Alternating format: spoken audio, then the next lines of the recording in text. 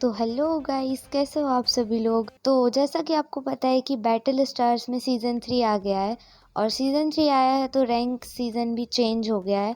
सबकी ट्रॉफीज़ जो थी सबकी ट्रॉफीज़ ज़ीरो हो गई थी और सबने अभी रैंक पुश करना स्टार्ट कर दिया है। बहुत से बंदों ने तो भाई इतनी सारी ट्रॉफीज़ बढ़ा ली हैं रैंक पुश कर करके, मैचेस खेल खेल के।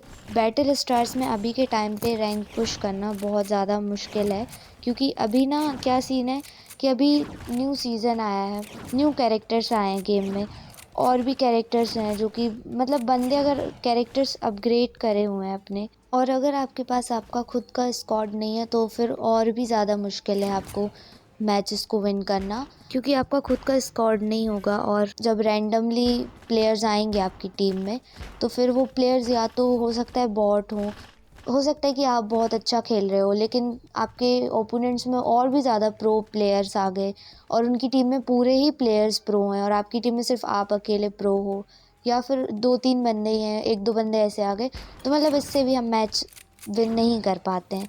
तो ये भी रीज़न होता है एक। और हाँ, जैसा कि मैंने आपको बताया कि कैरेक्टर्स होने चाहिए अच्छे, या फिर जो भी मतलब कैरेक्टर्स को लेके भी कन्फ्यूजन होता है कि कौन से कैरेक्टर से खेलें, कौन सा कैरेक्टर बेस्ट होगा और कौन से मैप में कौन सा कैरेक्टर लेना चाहिए। तो हम इसी टॉपिक पे आज बात करने वाले हैं। टिप्स एंड ट्रिक्स बताने वाली हूँ मैं कुछ ऐसी आपको बैटल स्टार्स में, जो आपके लिए हेल्पफुल होंगी डेफिनेटली।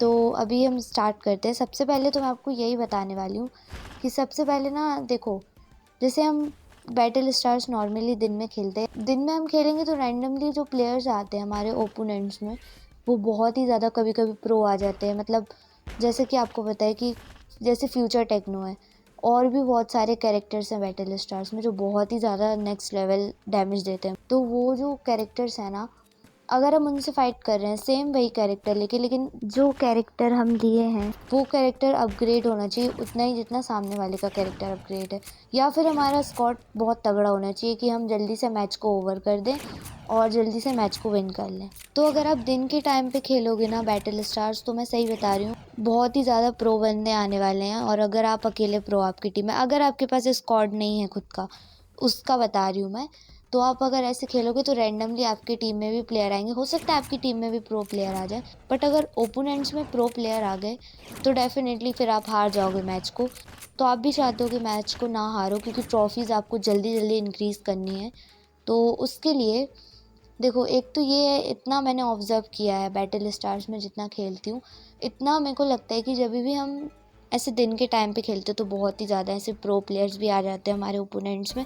बाकी अगर हम रात में खेलें, मतलब ये नहीं कि 12-1 बजे, मैं बात कर रही हूँ 2 या 3 बजे की, अगर हम रात में 2 या 3 बजे खेलते हैं बैटल स्टार्स, तो उसमें भाई मैं बता रही हूँ 2 या 3 बजे अगर आप बैटल स्टार्स खेलोगे ना, तो हो सकता है कभी कभी आपकी टीम में बॉट्स आ सकते हैं, या फिर सबसे ज़्यादा ना ये होता है कि आपके जो ओपोनेंट्स में बंदे हैं उनकी टीम में बॉट्स आते हैं, तो आप जल्दी जल्दी मैच को विन कर पाते हो।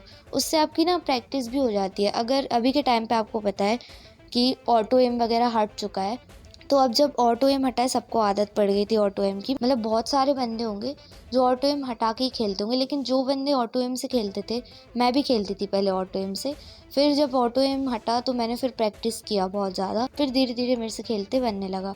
पहले नहीं बनता था, फिर धीरे धीरे आदत पड़ी तो बनने लगा खेलते भी। तो अभी ऑटो एम के बिना भी खेलते अच्छे से बन जाता है। आपका वही होगा कि जब आप रात में अगर ऐसे कभी खेलोगे रात में, तो आपका प्रैक्टिस भी हो जाएगा और आप मैचेस को विन करोगे और जल्दी जल्दी ट्रॉफीज़ को बढ़ा भी पाओगे। तो एक ये भी है कि आप इस तरीके से भी रैंक पुश कर सकते हो। तो जैसा कि आपको पता है बैटल स्टार्स में टोटल 4 मैप है, team death match, team rumble and Mumbai map और दिल्ली मैप, ये 4 मैप है। तो अब मैं आपको बताने वाली हूँ कि इन चारों मैप में हमें कौन से हीरो से गेम प्ले करना चाहिए। तो हमें ये भी एक डाउट होता है कि इन चारों मैप में कौन कौन से कैरेक्टर्स से खेलना चाहिए इन चारों मैप में, क्योंकि ना इन मैप में ना कुछ कुछ में ऐसे हम सोचते हैं कि हमसे इस कैरेक्टर से बनता है तो खेलते हैं, क्या पता इससे हम विन कर जाएं, जैसे हम टीम डेथ मैच में कर जाते, बट ऐसा नहीं होता है। हाँ, ये भी बहुत अच्छी बात है कि अगर आपसे कोई कैरेक्टर से खेलते बहुत अच्छे से बनता है, आपका हाथ बिल्कुल बैठा हो उस कैरेक्टर पे, तो हाँ आप खेल सकते हो। जैसे कि कोई जैसे फ्यूचर टेक्नो है, अगर आपसे बहुत अच्छे से खेलते बनता है उससे, तो आप बहुत अच्छे से सारे मैचेस को विन कर सकते हो। लेकिन कभी कभी ऐसा होता है ना कि आप मैचेस को विन नहीं कर पाते हो, क्योंकि कभी कभी हेल्थ की वजह से हो जाता है, तो अगर आप टीम डेथ मैच में खेल रहे हो या फिर टीम रंबल मैप में, तो आपको ना फिर एक ऐसा कैरेक्टर चाहिए जिसका ना डैमेज बहुत अच्छा हो, क्योंकि इन दोनों मैप में आप फिर से ज़िंदा होके मार सकते हो। लेकिन अगर आप वहीं पे, अगर हम बात करें कि आप दिल्ली मैप में खेल रहे हो या फिर मुंबई मैप में, तो उसमें सिर्फ हम एक ही बार मार सकते हैं। अगर ओपोनेंट्स वाले बंदों ने मार दिया तो फिर हम दोबारा नहीं मार सकते, मतलब दोबारा उसमें ज़िंदा नहीं होता है। जैसे अगर हम दिल्ली मैप में या मुंबई मैप में खेल रहे हैं, तो हमें चाहिए एक पावरफुल हीरो जिसकी मतलब एटलीस्ट हेल्थ ज़्यादा हो, हेल्थ होनी चाहिए। दिल्ली और मुंबई मैप में अगर हम खेल रहे हैं तो हेल्थ ज़्यादा होनी चाहिए, स्पेशली मुंबई मैप में। अगर आप मुंबई मैप में खेल रहे हो तो आपको पता है आप उसमें सोलो खेलते हो, और उसमें कभी कभी हो जाता है कि कोई, जैसे अगर आप जो कैरेक्टर लियो, सपोज़ आप जूका लिए और सामने वाला बंदा भी जूका लेके ही आ रहा है, तो फिर हो सकता है कि उसका जो जूका है वो आपके जूका से ज़्यादा अपग्रेडेड हो। आपका सपोज़ आपका जूका है 5 लेवल तक अपग्रेड या 6 लेवल तक, हो सकता है कि उस बंदे का जूका 8 या 9 लेवल तक अपग्रेडेड हो, तो फिर उससे भी बहुत ज़्यादा फ़र्क पड़ता है। तो एक ये भी है सीन। तो आपको ना मैप के हिसाब से कैरेक्टर को लेके खेलना है, और जो HUD एम है उसको आपको अपने हिसाब से ही रखना चाहिए। जैसे आपका HUD एम मतलब जो भी आपको ठीक लगे आपको वैसे रखना चाहिए HUD एम को। और गाइस सबसे पहले तो मैं यही बोलूँगी कि अगर आपसे हो सकता है, जैसे रात में अगर आप नहीं खेल पा रहे हो, ठीक है मत खेलो, लेकिन कम से कम इतना होना चाहिए, अगर आपको रैंक पुश करना है तो फिर आपका ना एक अच्छा सा, एक तगड़ा सा स्क्वाड होना चाहिए, जिसमें आपको ये रहे कि हाँ आपका जो स्क्वाड है वो स्क्वाड मतलब ऐसा होना चाहिए कि आप हर एक मैच को विन करो, वो भी बहुत जल्दी जल्दी। तभी आप बहुत ज़्यादा जल्दी जल्दी ग्लोबल रैंक में आ पाओगे टॉप पे। सीज़न 3 की अभी हम बात करें तो उसमें भी अगर आपको आना है कम से कम टॉप 100 में, तो उसके लिए भी आपको यही करना पड़ेगा। आपका जो स्क्वाड है, आपको अपना स्क्वाड अच्छा, मतलब एक स्क्वाड बनाना पड़ेगा, और उसमें आपको अकेला स्क्वाड नहीं बनाना, उसमें आपको पूरा मतलब स्ट्रेटजी चाहिए उसके लिए।